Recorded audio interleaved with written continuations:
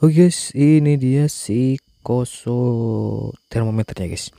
Koso termometer, dan sekarang kita akan bikinkan tutorial cara perbaikinya. Cara perbaiki Koso termometer yang mototnya mati total. Oke cus ya. Subscribe. Sebentar ya, sebelum kelanjutkan kita buka buku thumbnail dulu guys ya. Thumbnail lah tuh guys ya, thumbnail data. Oke sip lah cekriknya. Jadi guys, ini gejalanya tuh rusak dan gak hidup sama sekali ya. Dan sekarang kita akan coba perbaiki ya. Untuk langkah pertama kita tes dulu, kasih dulu tegangannya untuk mencoba ini benar mati atau tidak ya. Bentar kita siapkan dulu si kabelnya. Nah ini dia, ini si kabel dari power supply nya, kita cek tegangannya. Gue pakai yang 8 volt saja gitu guys. Nah 8 volt, soalnya ini kalau dikasih 8 volt ini udah bisa jalan ya. Nah sekarang kita kasih 8 volt, dan supaya lagi kalau dikasih tegangan segitu misalkan ada yang korslet jadi gak makin parah gitu guys ya, yang korsletnya tuh. Oke, kita pasang ke si kabelnya ya, itu yang merah positif, ke yang hitam negatif ya. Yang begitu kalau gak salah supaya tuh 12 volt ya. Jadi kalian bisa pakai 12 volt juga ya untuk mengeceknya gitu ya. Jadi kita pasang lagi, tadi kurang pas ya, kurang presisi. Dan itu deh guys, hasilnya mati ya. Jadi mati dan gak hidup sama sekali ya. Nah ini untuk yang ini udah sebetulnya udah gue modif ya, udah gue perbaiki. Jadi sekarang kita coba yang ini ya. Pasang kabelnya. Oke, satu lagi. Nah itu dia, dan itu dia, itu muncul tulisan R ya, R berarti error ya.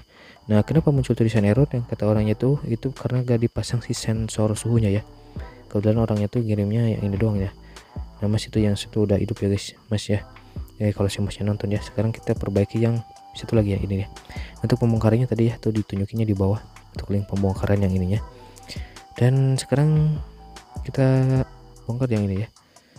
Ini si Koso termometernya ya. Sekarang kita perbaiki, dan kebetulan ini kiriman gitu guys, katanya sempat komen di kolom komentar, dan berpindah ke Instagram untuk chat lebih lanjut.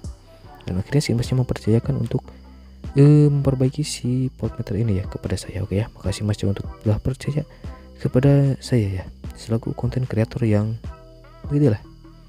Oke, sekarang kita langkah pertama dulu ya. Nah ini langkah pertama itu bagian positif ya, tegangan input masuk ke situ. Nah itu dioda ya.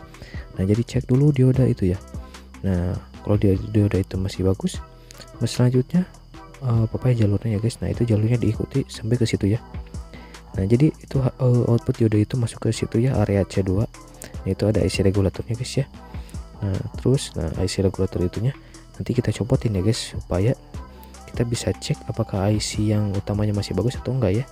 Nah itu bagian C2 C3 ya, itu C3 kapasitor C3 filter dari IC regulator output ya. Jadi yang masuk ke IC utama ya, yang ke IC 4 segmen ya. Nah sekarang kita copotin dulu si IC regulatornya guys, untuk memastikan supaya kita bisa cek si IC utamanya tuh masih hidup atau tidak ya. Oke, sekarang kita copotin dulu si IC nya guys.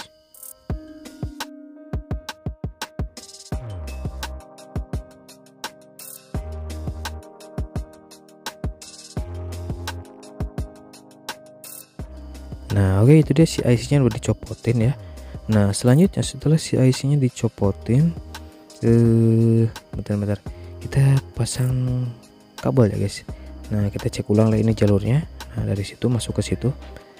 Nah itu dia filter C2 untuk filter, dan jangan lupa cek dulu kapasitor C2 dan C3 nya, siapa tahu aja ada yang korslet itu. Kalau masih bagus ya jangan copotin ininya, IC regulatornya. Nah ini udah copot. Nah itu yang bagian tengah positif, yang itu pin yang itu ya, kaki yang itu masuk ke C3, masuk ke input IC ya, tegangan IC, supply IC. Nah itu ya, sebenarnya rangkaian ini simpel banget ya, cukup copotin dan udah beres ya.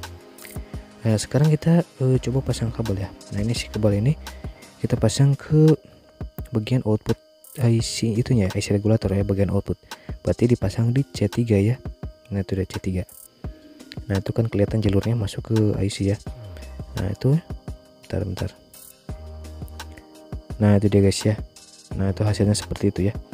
Nah terus sekarang kita pasang kita kasih sumber tegangan ya.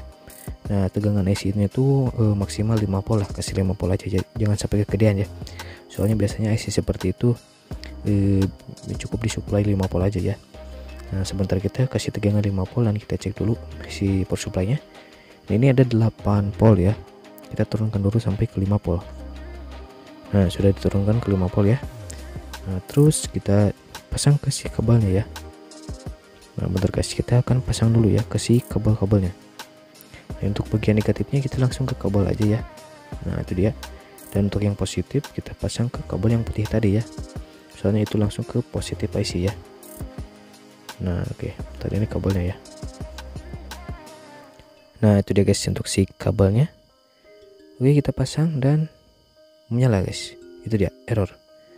Nah berarti guys kalau menyala seperti ini berarti ini udah jos ya guys, berarti jos dan ini masih hidup guys. Nah terus gimana cara perbaikannya supaya bisa hidup lagi? Gampang guys. Nah ini ada IC nya guys, jadi kalian tinggal ganti aja si IC yang ininya atau si masnya juga ya. Kalian masih kalau lagi nonton misalkan nemu kerusakan kayak gini lagi, bisa dicoba aja dipraktekin. Nah ini untuk nomor IC nya 7550-1 ya, min 1 7550-1 ya.